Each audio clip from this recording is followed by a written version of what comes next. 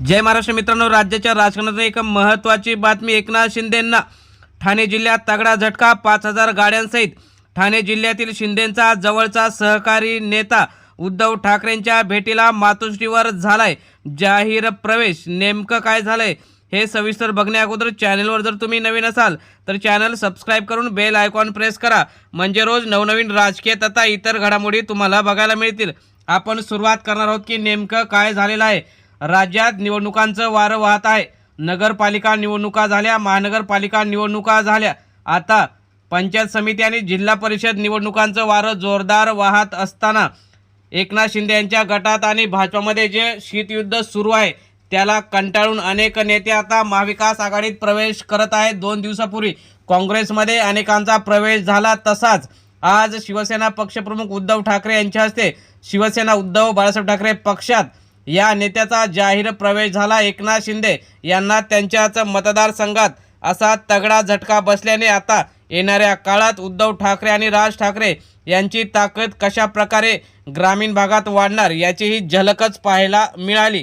त्यामध्ये 5,000 गाड्यांच्या ताफ्यासहित सकाळपासूनच मातोश्रीवर अनेकांची गर्दी होती. भगवे झेंडे घेऊन जय महाराष्ट्र, शिवसेना पक्षप्रमुख उद्धव ठाकरे यांचा विजय असो, शिवसेना प्रमुख स्वर्गीय बाळासाहेब ठाकरे यांचा विजय असो अशा घोषणा देत आनंद दिघे यांची जयंतीचा आज प्रसंग साधून ठाणे जिल्ह्यातील ग्रामीण भागातील या नेत्याने जाहीर प्रवेश केला. मुंबईच्या राजकारणात आज एक ऐतिहासिक क्षण साक्षीदार ठरला. उद्धव ठाकरे आणि राज ठाकरे यांची मुंबईत ताकद आहे, त्याप्रमाणेच इतर मुंबईच्या आसपासच्या ठाणे, पनवेल असेल किंवा रायगड पूर्ण जिल्हा असेल यामध्ये सुद्धा ठाकरेंना मानणारा चांगला गट आहे. त्यामधूनच आज एक महत्त्वाचा पक्षप्रवेश सोहळा पार पडला.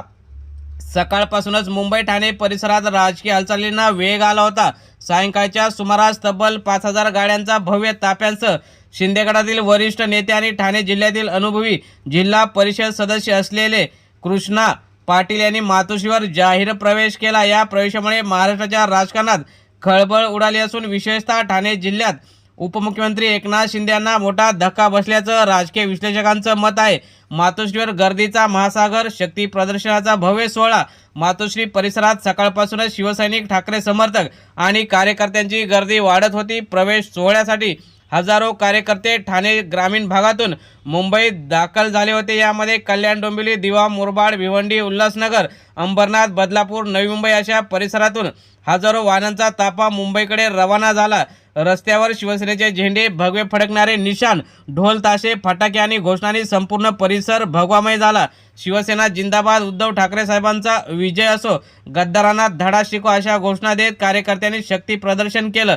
शिंदे गटातून प्रवेश पडद्यामागे करण्याची कारणे जाहीर करणाऱ्या नेत्याने आपल्या भाषणात शिंदे गटावर गंभीर आरोप केले. सांगितले की शिवसेना ही बाळासाहेब ठाकरे यांच्या विचारांची आहे, पण आज त्या विचारांपासून दूर जाण्याचा प्रयत्न होत आहे. सत्ता मिळवण्यासाठी एकनाथ शिंदे यांनी अनेक तडजोडी केल्या जात आहेत, त्यामुळे मी माझा निर्णय घेतला आणि खरे वारसदार हे उद्धव ठाकरे आहेत आणि येणाऱ्या काळात मातोश्रीचं वैभव महाराष्ट्रात जनतेला पाहायला मिळेल. शिंदे गटात कार्यकर्त्यांना न्याय मिळत नाही, स्थानिक नेत्यांना डावलं जातं आणि भाजपाच्या इशाऱ्यावरच शिंदेगड सगळीकडे काम करतो. काही मोजक्या लोकांच्या हातातच हे केंद्रित झालेलं आहे. ठाणे जिल्ह्यात राजकारणाला मोठा धक्का हा शिंदेंना बसलेला आहे.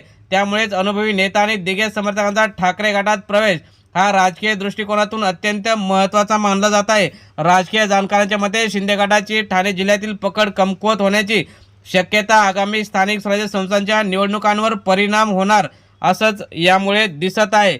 त्यामुळेच आता सूत्रांच्या माहितीनुसार यापुढे अनेक नगरसेवक, पंचायत समिती सदस्य, जिल्हा परिषदेचे माजी सदस्य, शाखा प्रमुख, युवा नेते लवकरच ठाकरे गटात प्रवेश करणार असल्याचं त्यांनी सांगितलं.